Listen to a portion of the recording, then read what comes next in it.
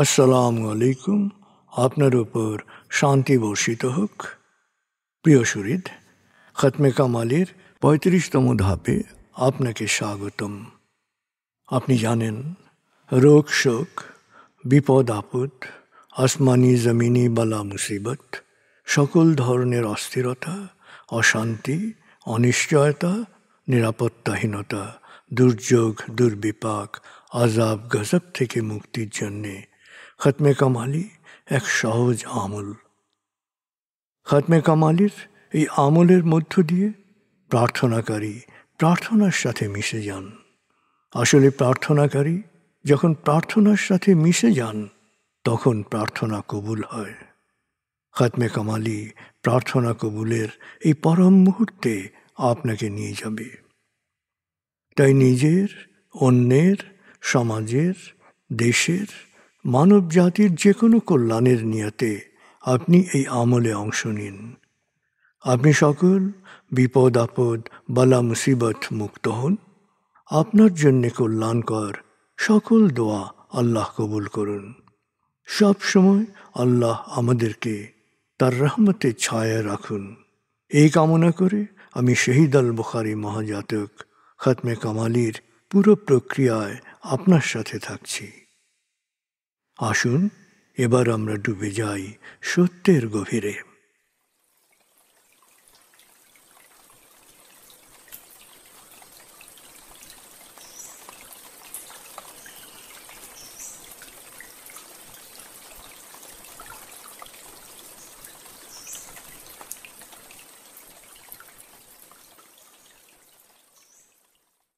হে আল্লাহ, বিতাড়িত শয়তান থেকে আমি তোমার আশ্রয় প্রার্থনা করছি।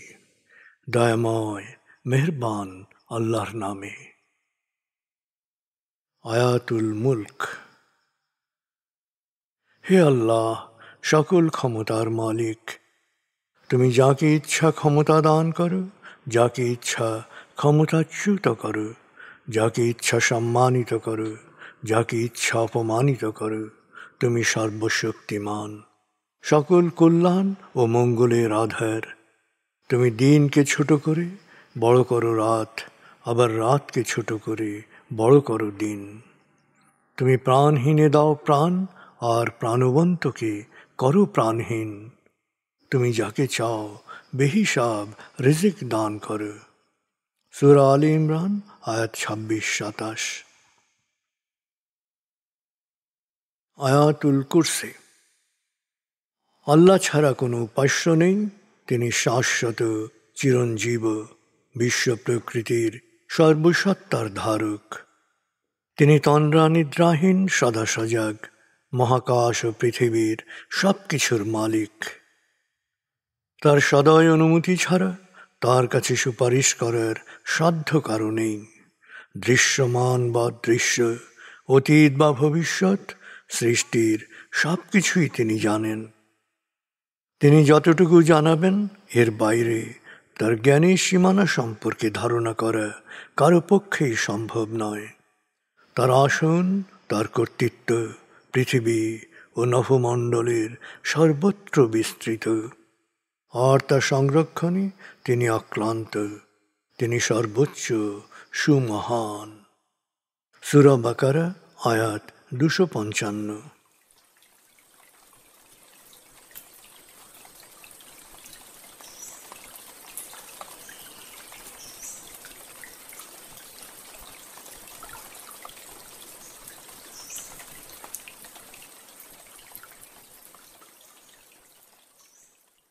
আসুন আমরা ধীরে ধীরে ডুবে যাই হৃদয়ের গভীরে নবী প্রেমে। বলগল উলা বিকমালিহি, কশফত দুজা বিজমালিহি, হসনত জমিও খিসালিহি, সল্লু আলাইহি ওয়া আলিহি। بلغ العلا بكماله كشف الدجى بجماله حسنت جميع خصاله صلوا عليه وآله।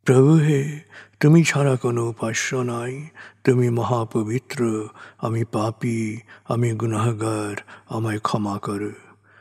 প্রভু হে, তুমি ছাড়া কোনো উপাস্য নাই, তুমি মহাপবিত্র, আমি পাপী, আমি গুনাহগার, আমায় ক্ষমা করো।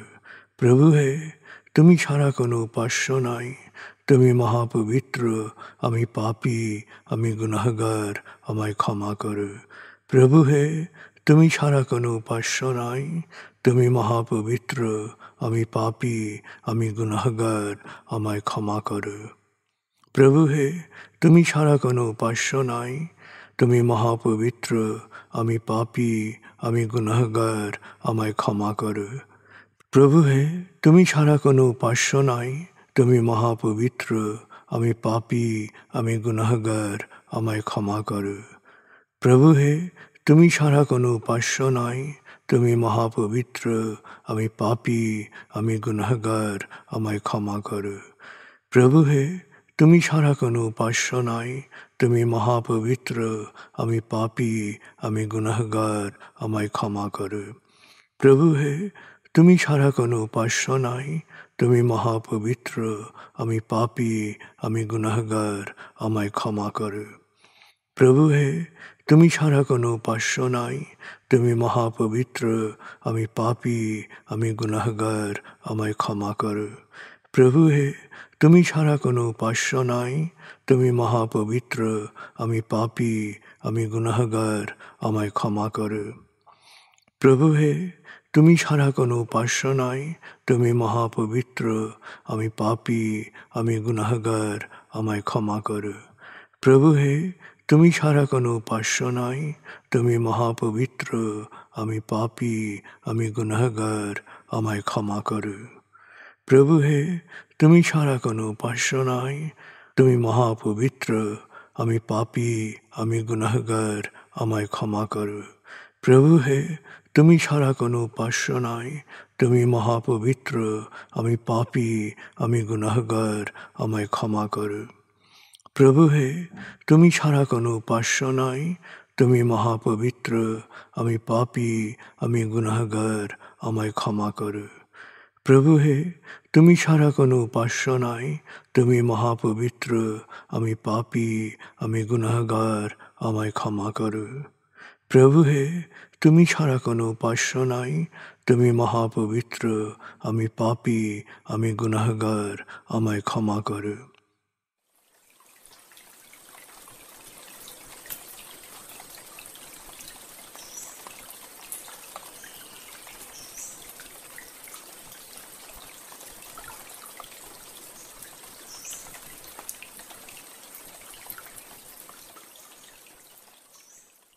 এবার আমরা সূরা তাকবীর এর মর্মবাণীর অংশ বিশেষে ডুবে যাব। তারপর ডুবে যাব আজকের জন্য নির্ধারিত সূরার তেলাওয়াত ও মর্মবাণীতে। 81 সূরা তাকবীর। দয়াময় মেহেরবান আল্লাহর নামে।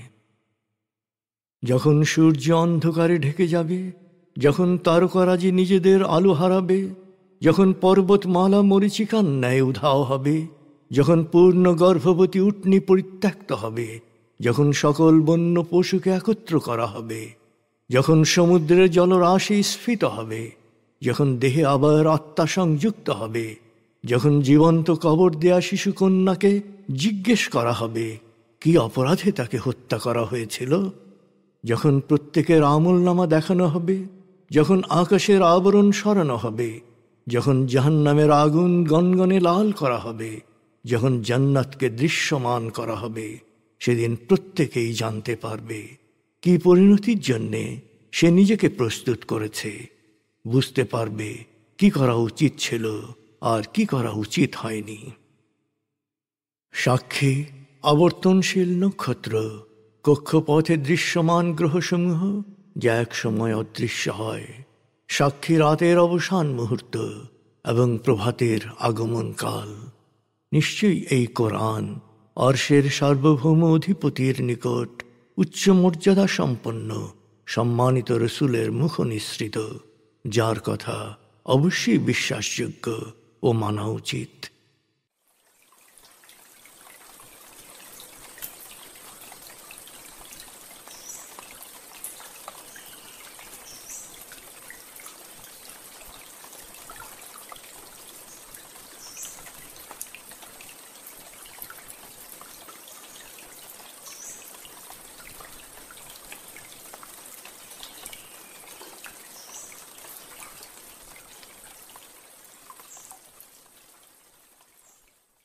এবার আমরা সূরা হুজুরাত এর তেলাওয়াত ও মর্মবাণীর গভীরে ডুবে যাব।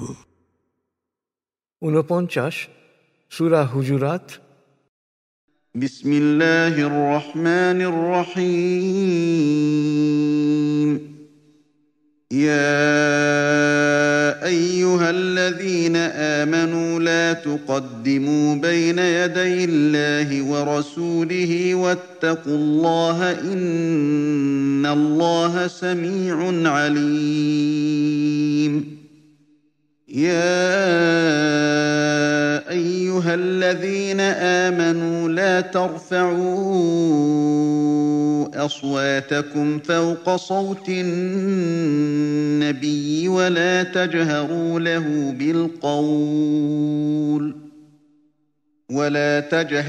له بالقول كجهر بعضكم لبعض أن تحبط أعمالكم وأنتم لا تشعرون. إن الذين يغضون أصواتهم عند رسول الله أولئك الذين امتحن الله قلوبهم للتقوى لهم مغفرة وأجر عظيم. إن الذين ينادونك من وراء الحجرات أكثرهم لا يعقلون. ولو أنهم صبروا حتى تخرج إليهم لكان خيرا لهم والله غفور رحيم. يا أيها الذين آمنوا إن جاءكم فاسق بنبأ فتبينوا أن تصيبوا قوما بجهالة فتصبحوا على ما فعلتم نادمين. واعلموا أن فيكم رسول الله لو يطيعكم في كثير من الأمر لعنتم ولكن الله حبب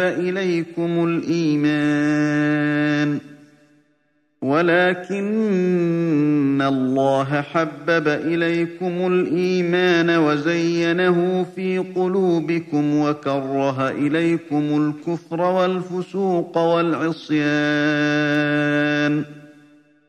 أولئك هم الراشدون فضلا من الله ونعمة والله عليم حكيم. وإن طائفتان من المؤمنين اقتتلوا فأصلحوا بينهما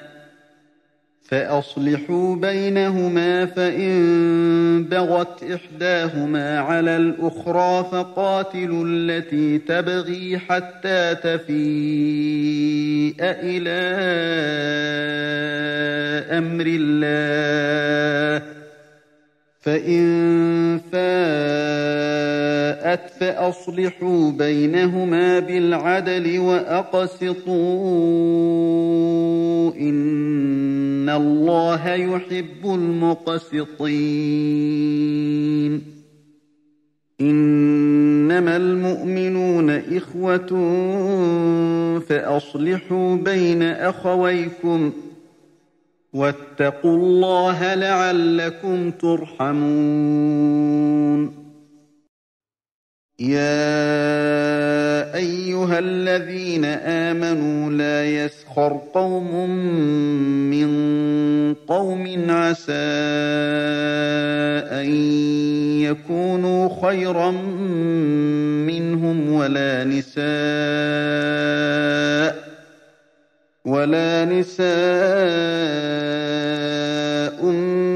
من نساء عسى أن يكن خيرا منهن ولا تلمزوا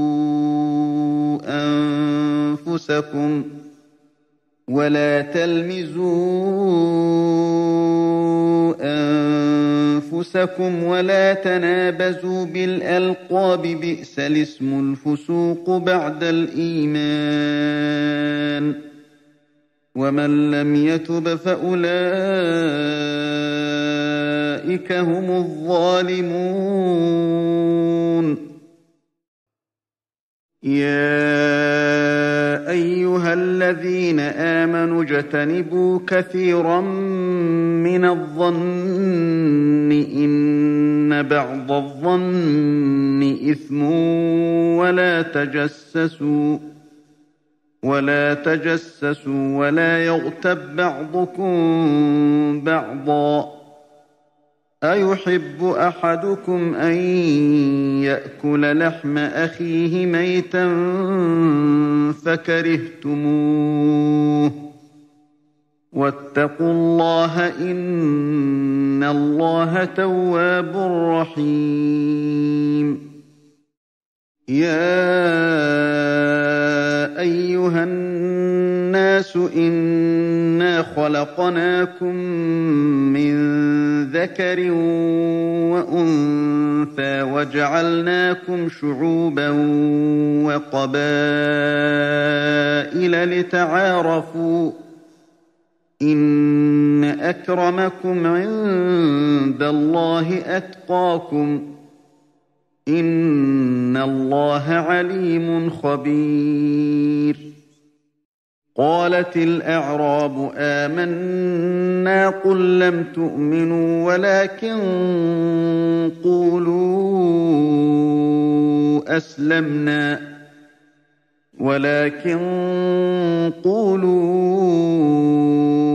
أسلمنا ولما يدخل الإيمان في قلوبكم وإن تطيعوا الله ورسوله لا يلتكم من أعمالكم شيئا إن الله غفور رحيم إنما المؤمنون الذين آمنوا بالله ورسوله ثم لم يرتابوا وجاهدوا بأموالهم وأنفسهم في سبيل الله أولئك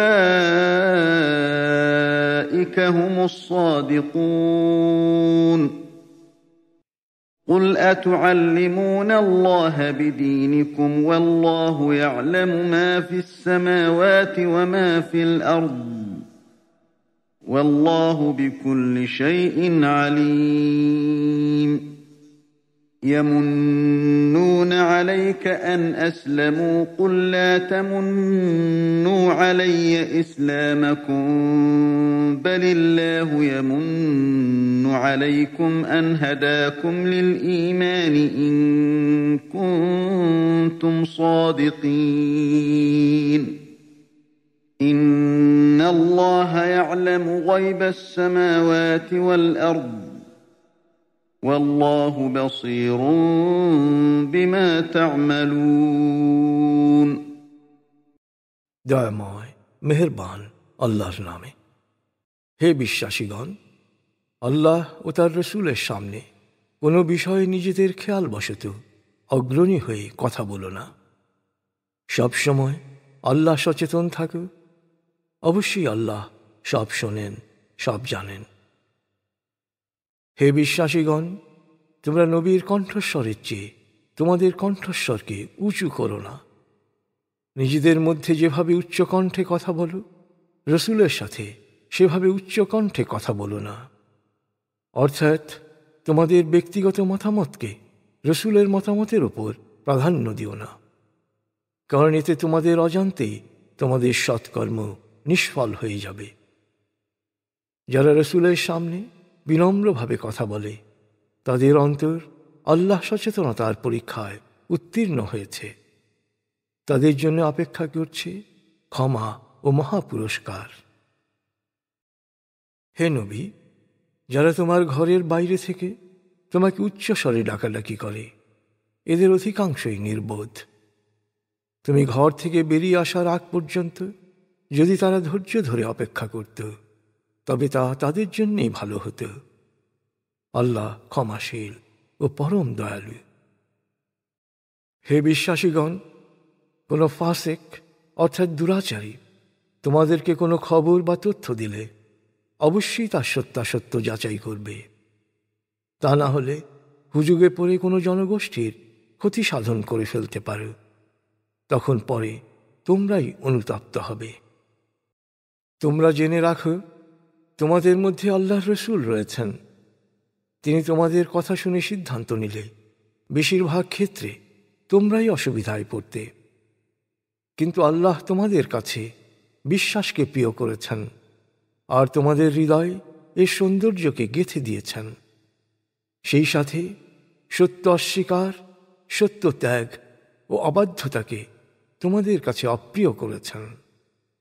আল্লাহর দয়া ও অনুগ্রহের ফলে তোমরা সৎ পথে রয়েছ। আল্লাহ সর্বজ্ঞ, প্রজ্ঞাময়।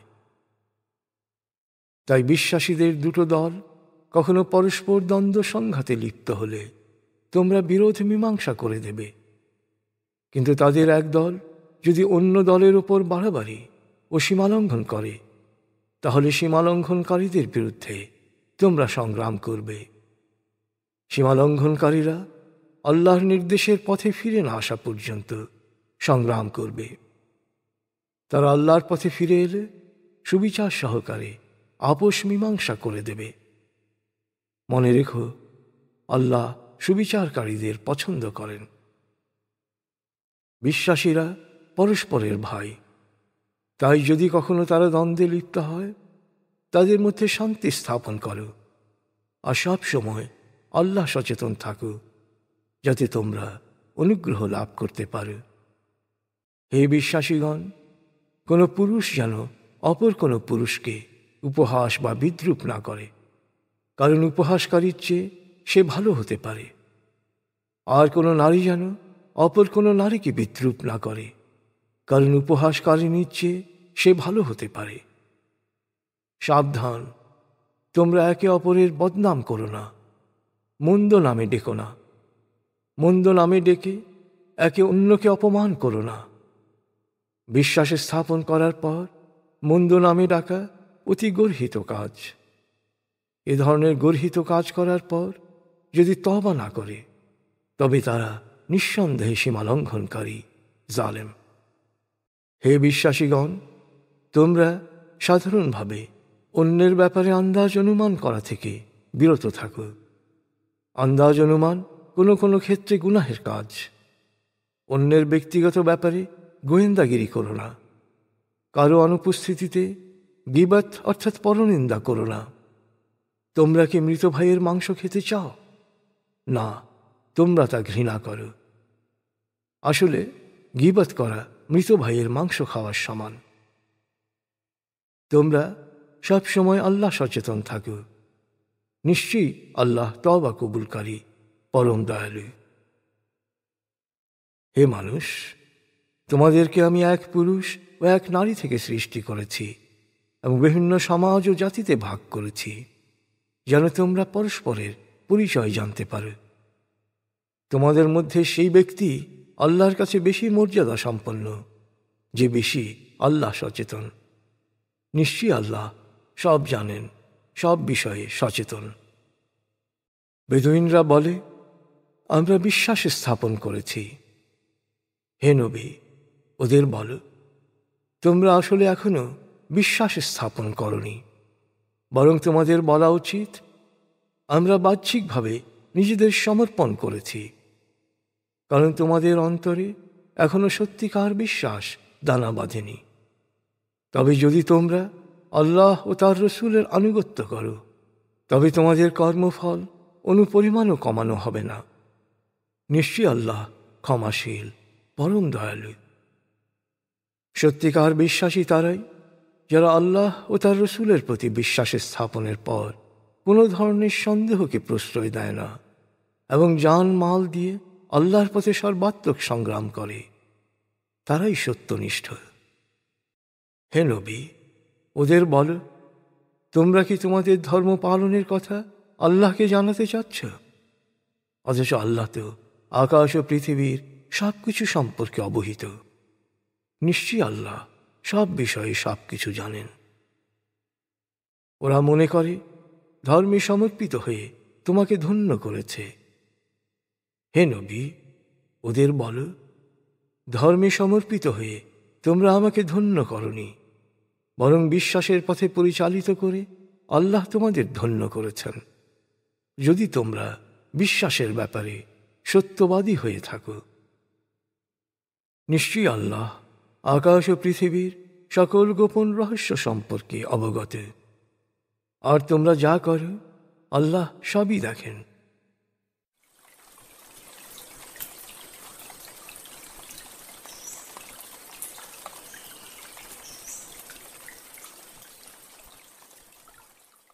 আপনি এতক্ষণ মর্মবাণীর গভীরে ডুবেছিলেন। এবার আপনার মনে মর্মবাণীর যে বিষয়গুলো দাগ কেটেছে সেই বিষয়গুলোর ভাবনায় ডুবে যান।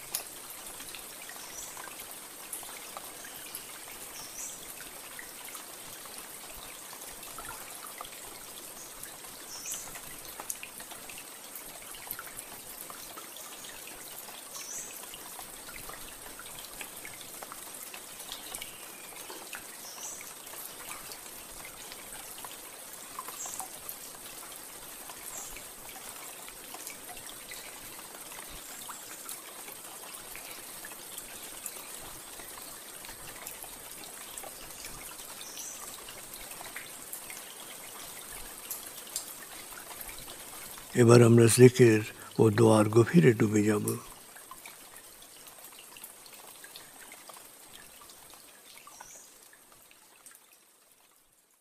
এবার হালকাভাবে চোখ বন্ধ করুন, লম্বা দম নিন, নাক দিয়ে দম নিন, আস্তে আস্তে মুখ দিয়ে দম ছাড়ুন। দম নেবেন পেটে, ছাড়বেন মুখ দিয়ে। দম নেওয়ার চেয়ে দম ছাড়তে সামান্য বেশি সময় নিন। দম নিতে নিতে ভাবুন প্রকৃতি থেকে আফুরন্ত প্রাণশক্তি শরীরে প্রবেশ করছে, আর দম ছাড়তে ছাড়তে ভাবুন শরীরের সকল দূষিত পদার্থ বাতাসের সাথে বেরিয়ে যাচ্ছে। নাক দিয়ে দম নিতে নিতে ভাবুন প্রকৃতি থেকে আফুরন্ত প্রাণশক্তি শরীরে প্রবেশ করছে, আর মুখ দিয়ে দম ছাড়তে ছাড়তে ভাবুন শরীরের সকল দূষিত পদার্থ বাতাসের সাথে বেরিয়ে যাচ্ছে। দম নিতে নিতে ভাবুন প্রকৃতি থেকে আফুরন্ত প্রাণশক্তি শরীরে প্রবেশ করছে। দম ছাড়তে ছাড়তে ভাবুন শরীরের সকল দূষিত পদার্থ বাতাসের সাথে বেরিয়ে যাচ্ছে। দম নিতে নিতে ভাবুন প্রকৃতি থেকে আফুরন্ত প্রাণশক্তি শরীরে প্রবেশ করছে, আর দম ছাড়তে ছাড়তে ভাবুন শরীরের সকল দূষিত পদার্থ বাতাসের সাথে বেরিয়ে যাচ্ছে। দম নিতে নিতে ভাবুন প্রকৃতি থেকে আফুরন্ত প্রাণশক্তি শরীরে প্রবেশ করছে, আর দম ছাড়তে ছাড়তে ভাবুন শরীরের সকল দূষিত পদার্থ বাতাসের সাথে বেরিয়ে যাচ্ছে। এবার দম স্বাভাবিক হতে দিন। স্বাভাবিকভাবে নাক দিয়ে দম নিয়ে নাক দিয়ে দম ছাড়ুন। আপনার অঙ্গ শিথিল ও নিষ্প্রাণ হয়ে আসছে। এবার নাক দিয়ে ধীরে ধীরে দম নিয়ে বেশ সময় নিয়ে ধীরে ধীরে নাক দিয়ে দম ছাড়ুন। দম নেওয়ার চেয়ে ছাড়ায় সময় একটু বেশি নিন। ধীরে ধীরে দম নিন, ধীরে ধীরে দম ছাড়ুন। ধীরে ধীরে দম নিন, ধীরে ধীরে দম ছাড়ুন। ধীরে ধীরে দম নিন, ধীরে ধীরে দম ছাড়ুন। ধীরে ধীরে দম নিন, ধীরে ধীরে দম ছাড়ুন। ধীরে ধীরে দম নিন, ধীরে ধীরে দম ছাড়ুন। এবার দম স্বাভাবিক হতে দিন। আপনি এখন দম খেয়াল করুন। বাতাস নাক দিয়ে ফুসফুসে প্রবেশ করছে, আবার বেরিয়ে আসছে। আপনার পুরো মনোযোগ নাকে দমের প্রবেশ পথে দিন। বাতাস স্বাভাবিক যাওয়া আসা করুক, আপনি শুধু দম খেয়াল করুন।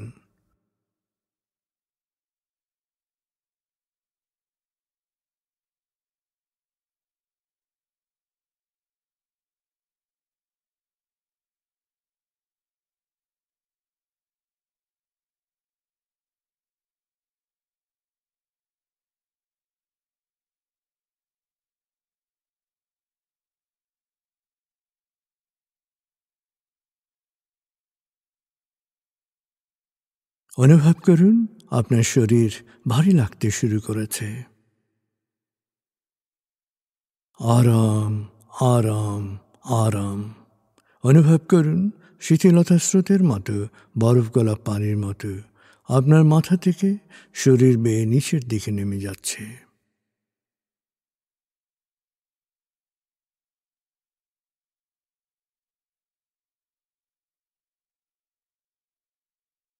আপনি এখন পুরোপুরি শিথিল। শিথিলায়নের গভীর স্তরে প্রবেশ করেছেন আপনি। আপনার ব্রেন ওয়েভ বিটা স্তর থেকে নেমে গেছে আলফায়। মনের বাড়ির পথে আপনি এখন আলফা স্টেশনে এসে পৌঁছেছেন। এই স্টেশনে আপনার জন্য রয়েছে বিশেষ ওয়েটিং রুম। আলফা স্টেশন থেকে আপনি এখন মনের বাড়িতে যাচ্ছেন। আমি গণনা শুরু করছি। 19।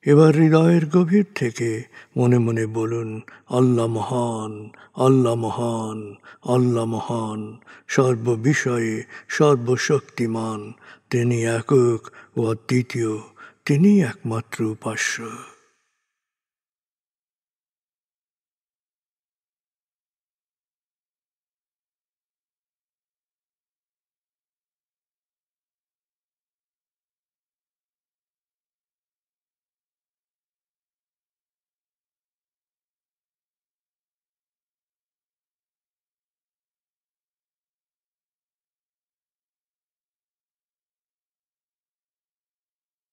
হৃদয়ের গভীর থেকে প্রার্থনা করুন, হে আল্লাহ, তুমি আমাদেরকে বিশ্বাসী, সৎকর্মশীল, সংঘবদ্ধ মানুষ হিসেবে কোয়ান্টাম ফাউন্ডেশনে একাত্ম করেছ।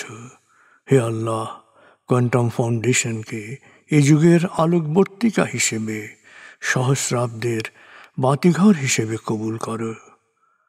কোয়ান্টাম ঘরে ঘরে, মেডিটেশন ঘরে ঘরে এ অনুরণন সার্থক করো।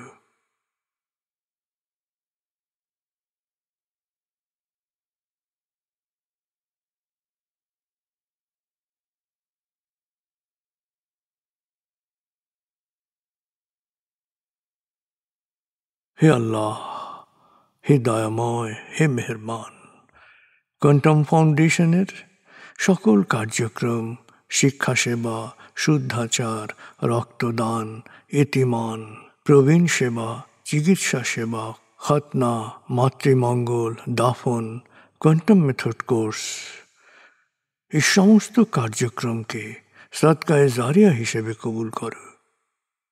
এই কার্যক্রমে যারা সেবা দিয়েছেন তাদের সবার জীবনকে বরকতময়, প্রশান্তিময় করে দাও।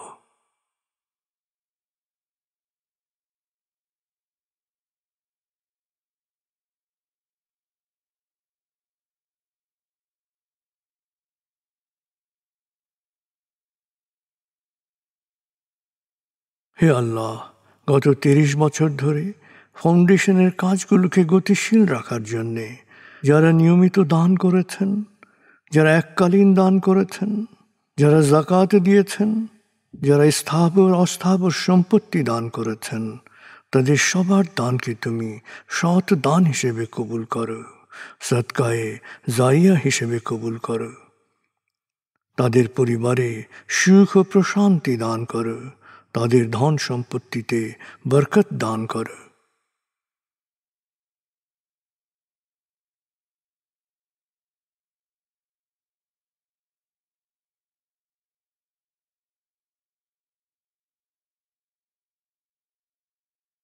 এবার দেশের জন্য দোয়া করুন, হে আল্লাহ, দেশের প্রতিটি মানুষ যেন প্রজ্ঞাপূর্ণ সিদ্ধান্ত নিয়ে নিজের কাজ সবচেয়ে ভালোভাবে করতে পারে, সবাইকে সে তৌফিক দাও। হে আল্লাহ, তুমি আমাদের তোমার বিশেষ অনুগ্রহ ভাজন জাতিতে পরিণত করেছ, অফুরন্ত অনুগ্রহ সম্পদ দিয়েছ, বিশ্বকে বিভিন্ন ক্ষেত্রে নেতৃত্ব দেওয়ার মতো মেধা ও মস্তিষ্ক দিয়েছ। আমরা যেন ভালো মানুষ, ভালো দেশে রূপান্তরিত হতে পারি, আমাদের সেই তৌফিক দাও।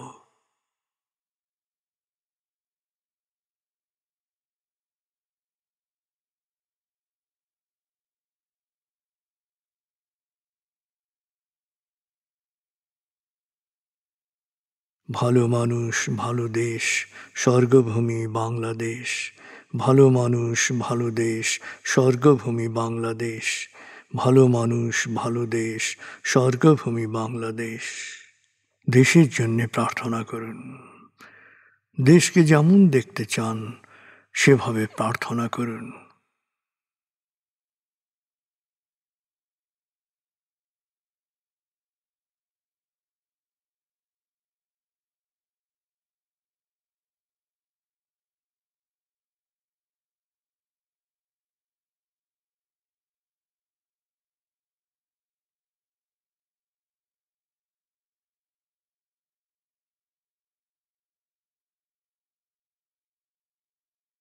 হে আল্লাহ,